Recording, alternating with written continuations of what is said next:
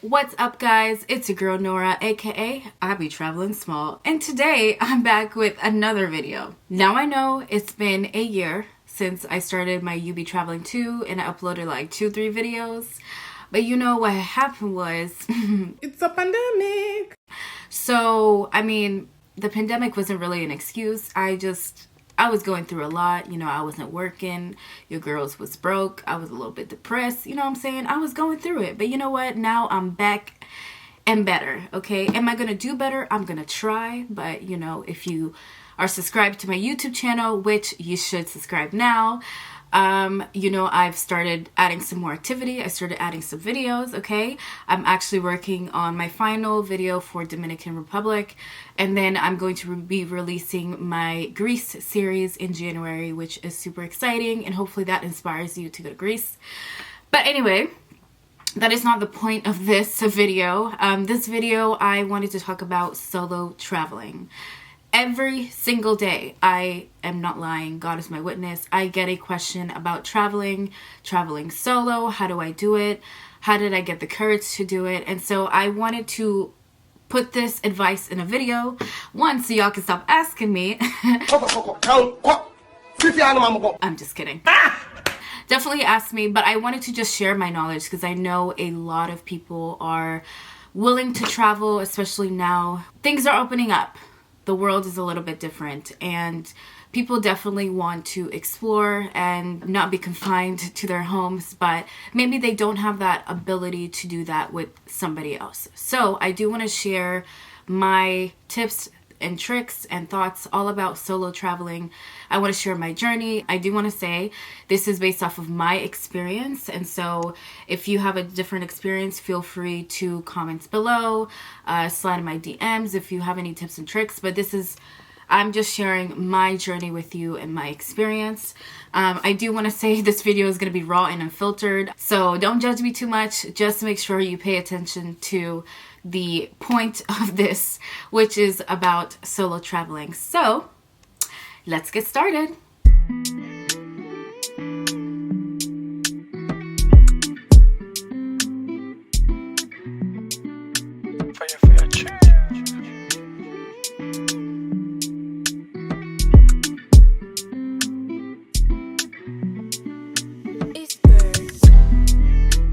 Alright guys, thank you again for tuning in. So let's get started. What I did is I gathered the questions that I get asked the most about solo traveling. I put them all together in this video. We're going to go through them one by one, and hopefully I don't talk a lot because I do talk a lot. But I'll try to keep it short and concise as I can, but also give you valuable knowledge based off of my experience solo traveling. So let's get to question number 1. Now, question number 1 is, when did I start solo traveling, or what was my journey? So let me say that I had an epiphany last week, and I realized that I actually started solo traveling when I was like 2-3 years old. When I was living in Italy, you know, you guys know that I was born in Palermo, Sicily, and then later on my parents had moved to Schio, which is a little town an hour and a half north of Venice. So we were in the mountains, and so because I had family in Sicily, I would actually travel back and forth, but I would do that by myself. So when I was, well, I wouldn't say it was 2, I think it was like 3 or 4 or 5, I would actually take the plane by myself. And what the airlines did, they actually assigned a travel agent to watch me and take care of me while I was on the plane and make sure I was united with my family when I got there. So that's really how, you know, it got started. But in my adult life, when I got my first job, I worked for an event marketing agency in Atlanta, Georgia. And with that, I planned conferences and conventions all around the world. And I remember I was assigned to go to Boston, and I was so nervous because I wasn't traveling with anybody else. And I was so nervous about the airport process, but I managed to figure that out. And I was in Boston. I never remember just being confined to my hotel room and being frustrated because I wanted to go out, but I just didn't know what it is that I needed to do, or what I could do outside of that space. And so then I got my second travel assignment to San Francisco. And when I was in San Francisco, I purposely booked my travel so that I would have the weekend to explore. I kind of got the courage to, just not be confined to my room and just go out there and do it. And that's really how it started. I spent that whole weekend checking out so many cool touristy places in San Francisco. And then from then on, every time I had an event in a different city or country, sometimes I would make sure to explore it. So yeah, that's how my journey started. Now to question number 2. Question number 2 is, how do I do it? How do I get the courage to travel? Like, what inspires me to travel by myself? Okay. One, for my story, again, I was in a situation where I was kind of forced to travel by myself because of my career. And so I had to just suck it up and really, if I wanted to explore and if it meant being by myself, I did it. It is totally therapeutic.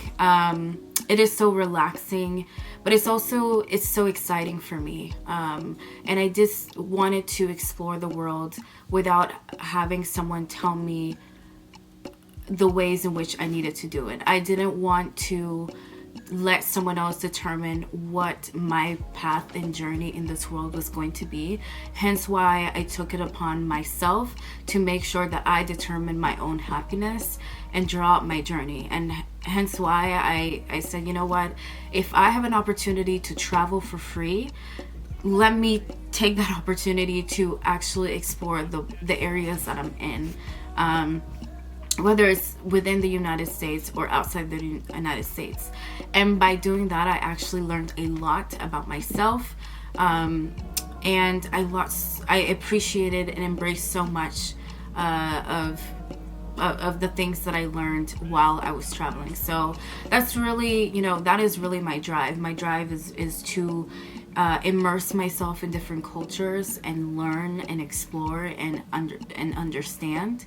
And take that back with me in order to improve who I am, and expand the knowledge of the world. So that's definitely what motivates me and encourages me to do it. That was a very long-winded answer. Number 3, benefits of solo traveling. So if you follow my page, I talk about this all the time, but solo traveling is so much fun. Like, I truly enjoy being by myself and experiencing things by myself, simply because I don't have anybody to tell me what time I need to get up, where we're eating, what we're doing, who we're interacting with. It is solely based off of my self-interest, okay? I don't want to sound very conceited or selfish. It's just that, like, I'm goal oriented and I have a goal and I will do anything to meet that goal, and my goal is to have fun on every trip. I have done group trips before, but knowing my personality, I get annoyed after 24 hours being with a different person. I can get along in groups, don't get me wrong, but the only reason why I get annoyed sometimes is because, like, sometimes people in your group don't want to do the things that you want to do, or they're scared, or they're lazy, or they just want to be in bed. And I'm like, girl, if you just wanted to sleep, why are you on this trip? Like, you could have stayed home, okay? We spent hundreds of dollars to be here and you want to sleep? Come on, baby girl, don't be silly. So yeah, it's just like added stress and attitudes when you have to think about somebody else while traveling. Not that I haven't had a good experience when traveling to other people. I absolutely have. I just feel like when I determine, again, the path of my own happiness, when I determine my schedule, my itinerary for the day, I feel like I have a lot more fun, and I actually get to meet a lot of people that way as well. So Again, benefits, time, your own time, it's your own money, and you do what you want with it. And that sense of freedom is, again, just so empowering, especially as a young Black woman. It's so empowering to be able to decide what you do in life and your destination. So, number 4, let's talk about safety and security. That is one of the biggest questions that I get all the time. It is around safety and security. How do I feel safe when I'm traveling solo? How do you know nothing is going to happen to you? What if you get kidnapped? I mean, people come up with like the scariest things, and I'm like, are you trying to discourage me from traveling, after spending thousands of dollars on this trip? Like, I'm gonna go, duh. But I think it is very fair to ask those questions about safety, because you want to be smart about it, right? Especially as a solo traveler, especially as a first timer. So for me personally, I have never had a negative encounter where my safety and security was breached in a different country. Actually, my safety and security was breached being in the United States, okay, where I have been for 20 plus years. I'm not saying I'm living in the ghetto, but I'm in the suburbs. I'm still a little nervous, you know what I'm saying? I'm from Georgia. I've never felt unsafe in a different country. In fact, I have been given more love from people living in other countries than in my own country, okay? Well, I don't really claim the US, but I live here, so But anyway, I'm always treated like a queen anywhere I go, whether it's Mexico, whether it's the Caribbean, whether it's in Europe or in Africa. I'm always treated like a queen, that I am. But I just feel like, I don't know, there's a sense of welcoming, and I think people get so excited to see people from America especially come experience culture, because they know, and I think they see the good intentions behind it, hence why they treat you so well. But all in all, my point, to really answer the question, how do I stay safe? I really do a lot of research. I do a lot of research to ensure that wherever I am going during my time of my trip, I am knowledgeable about what I'm going to experience before, during, and after. Okay, so you want to know how to get there, what are the best modes of transportation, how long it will take you to get there. Those are all 3 important things. If you're walking, if you're going to use the GPS on your phone, what I would advise is, if you have an AirPod, obviously I'm team iPhone. What's up, you dig? What's up, team iPhone all the way? Shout out to y'all. I don't know what Androids, I don't know what y'all got, but I have my AirPods in one ear, and I have the GPS on with the voice option on, so that as I'm walking, it will tell me if I'm going the right way or the wrong way, or the street names. So I don't have my eyes glued on my phone, and I'm aware of my eyes glued to my phone, and I'm aware of my surroundings. Okay. You also want to know the best modes of transportation. Sometimes Uber isn't the best option. It's not necessarily economical. Sometimes you have to take the train, or sometimes you have to walk. Again, just be aware of your surroundings and try to not look like a tourist. Please walk with purpose and walk like you know where you're going. If you have to ask for directions, make sure you just ask the right people. Just be able to assess who to ask. One thing I would like to add is just be street smart and use discernment. That is not being street smart is not something that some people are inherently street smart. Absolutely, they're born that way. They know how to navigate the world. But sometimes having the skills to be considered street smart, or to be able to assess situations, may take you a few trips to assess. Just being street smart. One tip I just gave you, with the GPS, have it in your ear and walk with purpose, right? Walk as if you live here and you've been here before and you know where you're going. But just being street smart and discerning all types of situations. And also just trust your gut, because if your gut is telling you you need to run, especially if you're in an environment where, you know, you feel uncomfortable. Get out of that situation.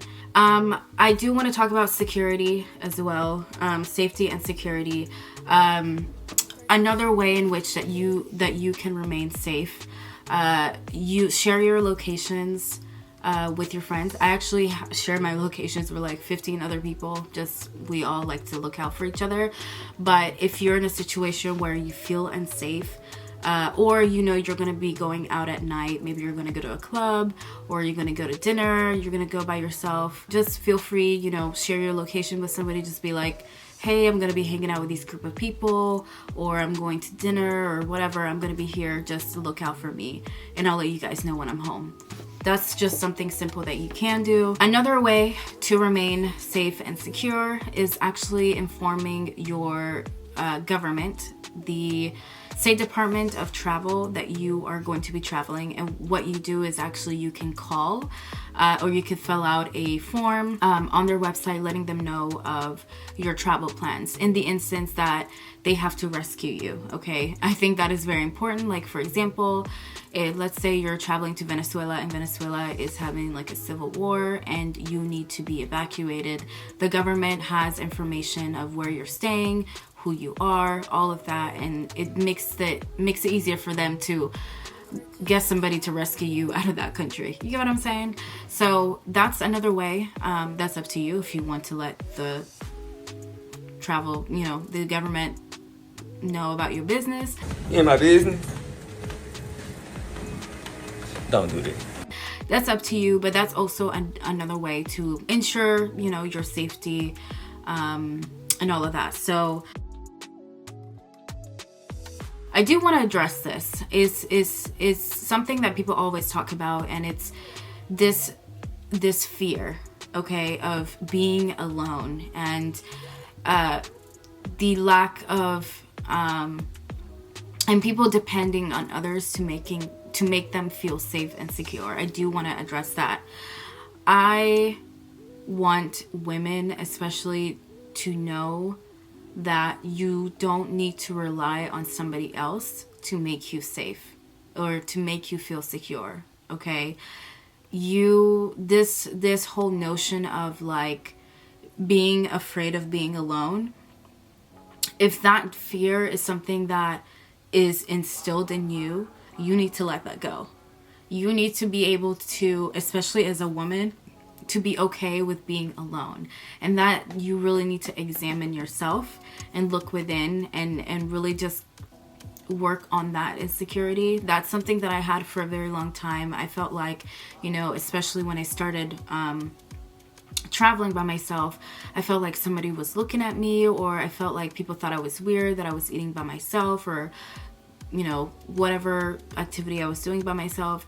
I promise you, nobody cares. And two, as I have traveled more, I have seen so many people actually be alone by themselves and be totally fine with it. I have been in restaurants, really nice restaurants, with people eating alone by themselves at their own tables. I've gone to the movies by myself. I've shopped by myself. You know what I'm saying? Like, it's really not that big of a deal. And actually, people are always intrigued why you're by yourself and commend you for it. And I get commended all the time, especially like when I'm traveling by myself and people realize, oh my gosh, you are eating by yourself, like why don't you join us? Or, you know what I'm saying? People are always so curious, and it's actually a great way to make friends. So I just want to let you know, as a woman especially, like, to eliminate that fear of being alone and accept yourself for who you are, embrace it, and love yourself and treat yourself by going on this trip and having fun. Even if you don't got no man, or you got no friends that can go with you because they broke, whatever the situation is, I want you to go out there and explore the world. Lastly, I do want to talk about, I don't even know what number I'm on, but I think I'm on 4 or 5. But lastly, I do want to talk about where to travel or how to start your journey, because that's also a question that I get all the time. So if you are a first-time traveler and you know, even you've never actually really traveled anywhere, I always advise start within your city or in nearby cities.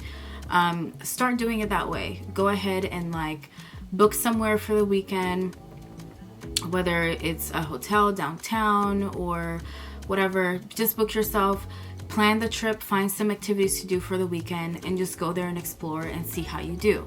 See how you're able to navigate your way through that city or, you know, little town, wherever you decide to explore. See how you do, see how you navigate, see how you interact with people. And once you feel more comfortable, once you've done that a couple of times, I would say even go ahead and explore different cities within your country, right? In the US, like for example, I've always wanted to go to Seattle, which I plan on doing next year. You know, I'm gonna go ahead and buy a plane ticket, fly myself out there, you know, maybe I'll get a hotel or an Airbnb.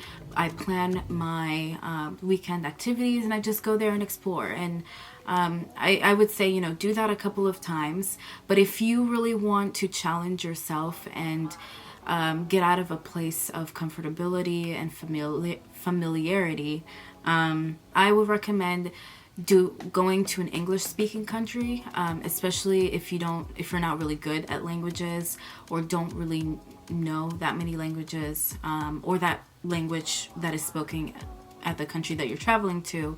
I would say start at an English speaking country, starting off maybe in Puerto Rico. Puerto Rico is part of the United States, but not really.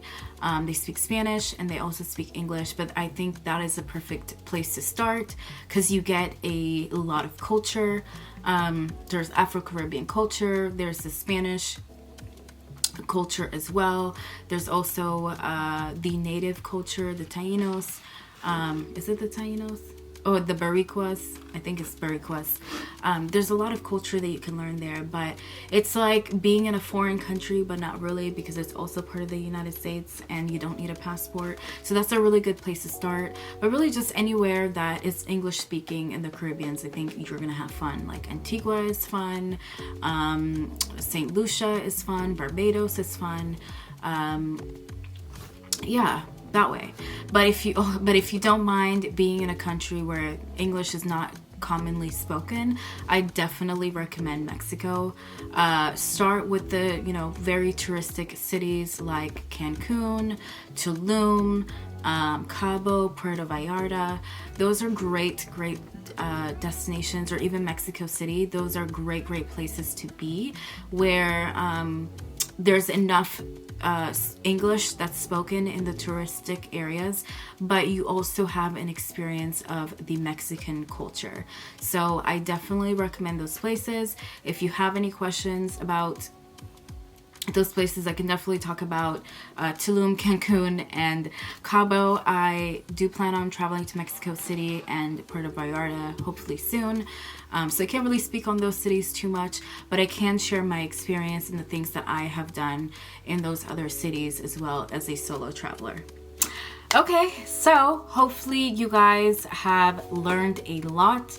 I'm so happy to share my experience, and hopefully I have answered some of the questions that you have had at the back of your mind about solo traveling.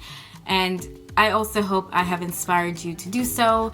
I promise you guys, it is not scary. It's so much fun. Like, I have met so many people while traveling. And, you know, when I say I travel solo, I'm never really alone. I always end up making a friend everywhere I go. It has been my prayer, and God has been so faithful. I have met amazing people that I've actually vacationed with, and we're planning another trip together next year, which I'm really excited about. But honestly, as you immerse yourself in different cultures, you're going to learn and grow, and build characteristics that you never thought you would build. And you become more humble and appreciative of other people's lifestyle. They live a different life, and it makes you realize how blessed you are I do want to say, if you do have any questions about solo traveling or specific countries, I am more than happy to help you. Also, your girl is a travel agent officially. I do book travel packages, especially for group trips or honeymoon trips, or if you're just a solo traveler, and you want to do a little something, I can help plan that for you. So yeah, so I do want to say, go ahead and subscribe to my YouTube channel. I be traveling small. Subscribe and also hit the bell for notifications so you know when I'm releasing a video. I've been releasing a video once a month. I will try to do better, but it be tough sometimes, you know what I'm saying? But I am coming out with my last Dominican Republic series video, and then I'm going to be launching my Greece video. I think I said that at the beginning of the video. I think I did. If I didn't, whatever. But hopefully I can create more content. If there's more that you want to learn about solo traveling, I am more than happy to share.